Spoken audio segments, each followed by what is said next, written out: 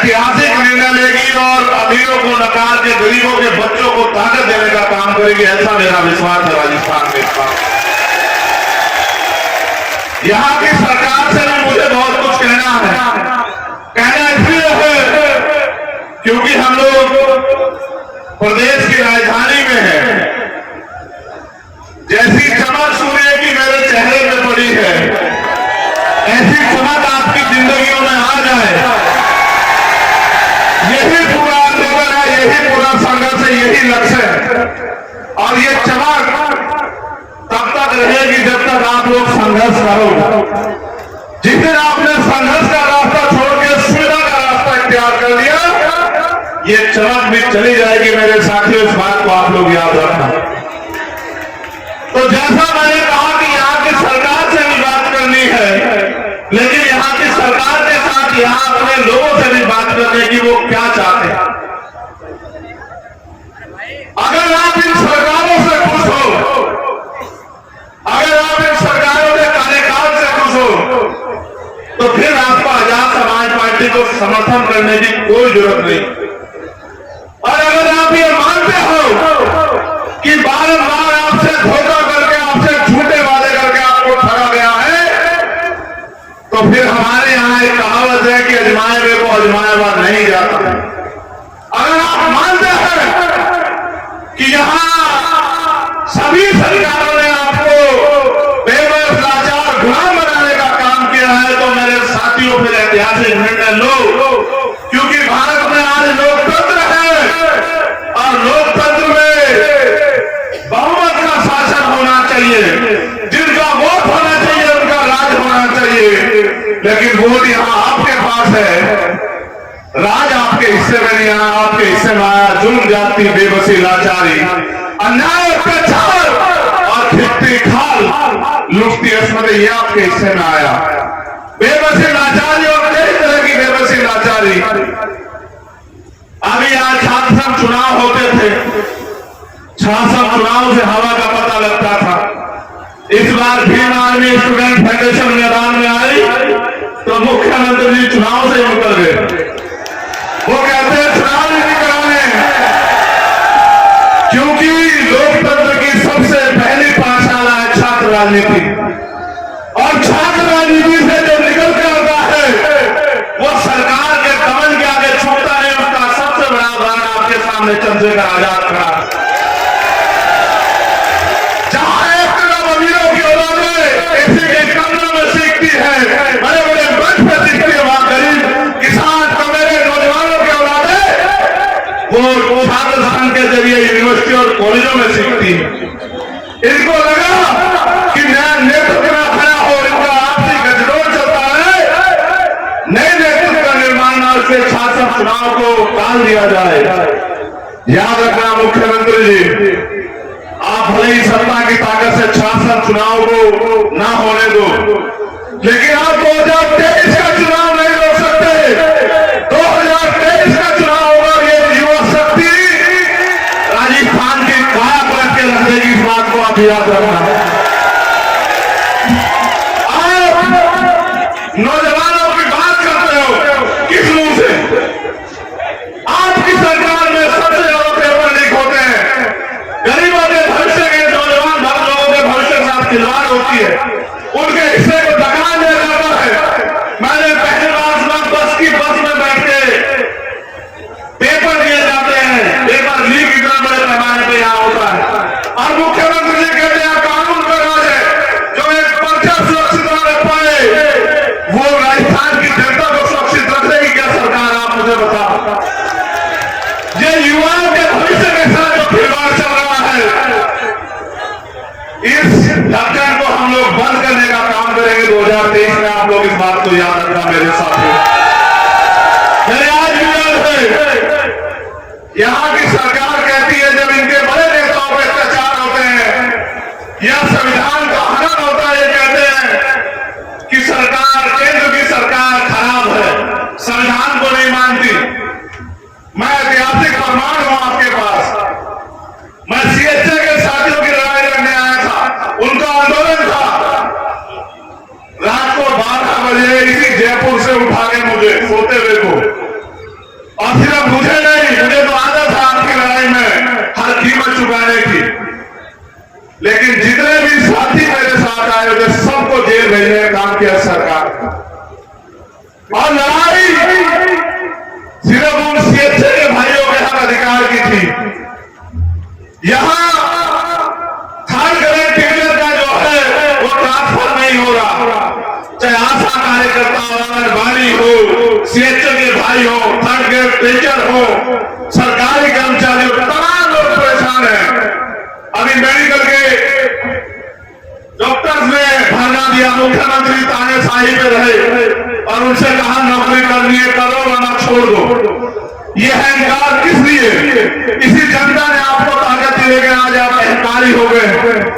अगर सरकार अहंकारी हो जाए तो जनता को निर्णय लेकर सरकार को सबक सिखाना चाहिए और उस आदमी को जो तानाशाही करे उसको दोबारा मौका नहीं देना चाहिए कि उसका घमंड इतना बढ़ जाए कि वो अन्याय अत्याचार की हद को पार कर जाए। इसलिए आज हम लोग सामाजिक न्याय सम्मेलन कर रहे हैं और कानून का राज की तरह ये आपने देखा कि यहाँ एक कर्मचारी पहले रेल में एक महिला को, मुस्लिम महिला को छेड़छाड़ी करता है और फिर हमारे एक देशभक्त एएसआई की जो है टीकाराम मीणा जी की और उनके साथ अस्कर और तमाम लोगों की, जिनका सदर भाई के मैं घर नहीं जाऊंगा वो यही जयपुर के उनके आंसू पूछने के लिए, लेकिन उनकी गोली मार के हत्या कर देती है। ये व्यवस्था तो यहाँ राजस्थान में है और एक सरकारी कर्मचारी की हत्या होती है, शहीद का दर्जा देने के बजाय मुख्यमंत्री जी और उनके नेता बैठ के उस परिवार का मजाक उड़ाते हैं। ये भारत सरकार की सच्चाई है आपके सामने। एक मेरे याद है, आपने ऐसे इतनी बड़ी ताकत में SC/ST की महापंचायत की थी, आपको याद है या नहीं है बताओ? जिस दिन से उन कर्मचारियों ने अपनी मांगों को लेकर SC/ST की महापंचायत की, वो सारे कर्मचारी मैं जानता हूं कितना उत्पीड़न उन अधिकारी कर्मचारियों का सरकार के लोगों ने किया। सरकार को लगा कि ये कर्मचारी अपने हक आवाज के लिए समाज को इकट्ठा कर रहे हैं। मैं उन कर्मचारी साथियों से भी कहना चाहता हूं कि जब तक आप अपनी राजनीतिक ताकत नहीं बनाओगे, जब तक आप अपने व्यक्ति को ताकतवर नहीं बनाओगे, इसी तरह के दमन का सामना आपको करना पड़ेगा। लेकिन विश्वास रखिए, अगर एक भी कर्मचारी का दमन होगा तो दमन करने वाला चाहे मुख्यमंत्री हो या उनका कोई मंत्री या उनका कोई अधिकारी हो, चैन से नहीं बैठेगा कुर्सी में। इस बात को आप लोग याद रखें। 2 अप्रैल 2018 के सारे मुकदमे वापस अभी नहीं हुए सारे मुकदमे वापस हुए। SC/ST आयोग बना है, किसी पोस्ट ऑफिस से ज्यादा नहीं है वो, उनकी कोई बात नहीं मानी जाती। उनके जो अध्यक्ष है उनको भी मैंने सुना, वो भी बेचारे कहते रहते हैं कि साहब ये परेशानी को सुनता नहीं, एक झुंझुना बना के रख दिया, उसको कोई ताकत पावर नहीं है। झुंझुना इसलिए बना दिया कि हम सवाल ना करें, लेकिन सवाल तो करने पड़ेंगे। जनता ने आपको वोट देकर सरकार बनाया और सरकार इसलिए बनाया कि 2 अप्रैल 2018 में फिर भी SC/ST के लोगों ने जो आंदोलन किया, उनमें झूठे मुकदमे लगे, उनकी खाल जीती गई। उन्होंने सोचा कि बीजेपी को रोकने के लिए हम लोग कांग्रेस को वोट दे देते हैं। उन्होंने आपकी सरकार बना दी, आपने उसके नाम पर 2019 में वोट लिया और आज तक आपने मुकदमे वापिस लेके न्याय आयोग को ताकतवर किया। ये बात इस बात को स्पष्ट करती है कि आप इन वर्गों के हितैषी हो ही नहीं। सामान्य साथियों, बड़े दर्द के साथ कहना पड़ रहा है,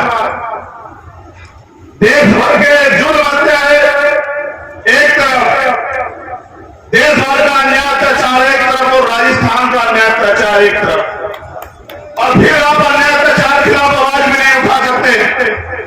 आपको याद है जितेंद्र मेघवाल, कितने लोगों को याद है हाथ उठा खड़ा हो? आपको याद है इंद्र मेघवाल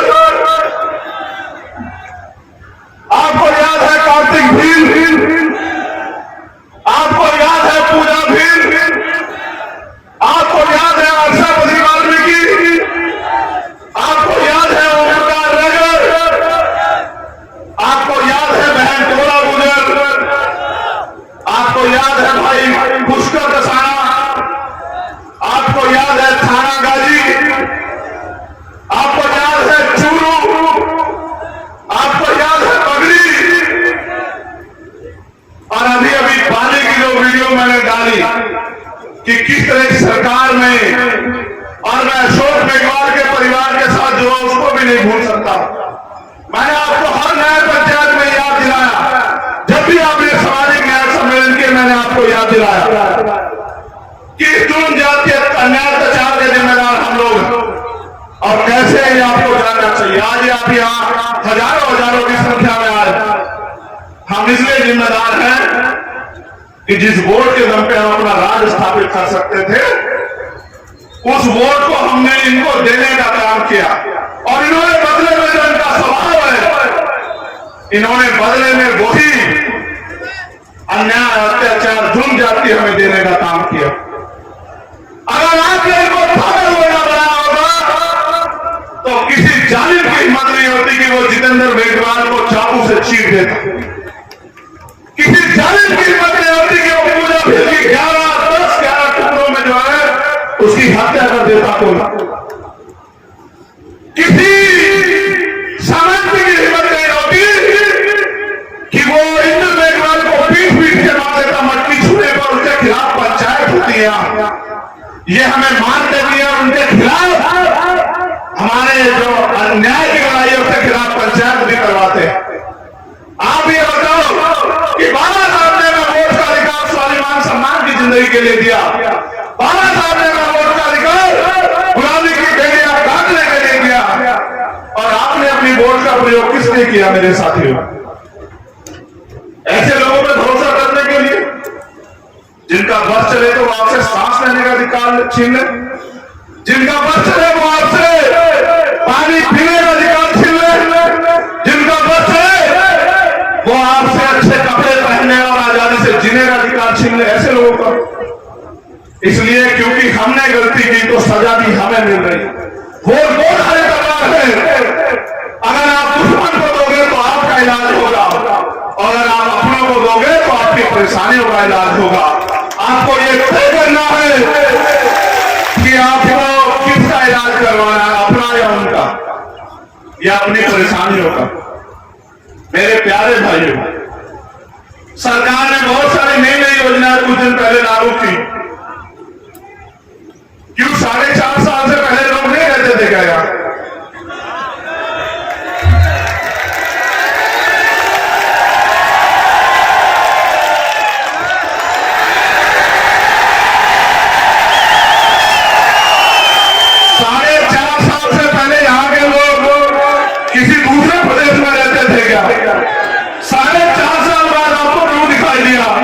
कि यहाँ के लोगों को इन समस्याओं से निजात दिलानी है।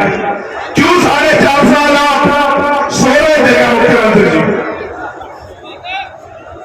मुझे कहना नहीं चाहिए, लेकिन क्या आप मेरा दर्द जानना चाहते हो? मैं उदयपुर आया जितेंद्र मेघवाल के परिवार से मिलने के लिए।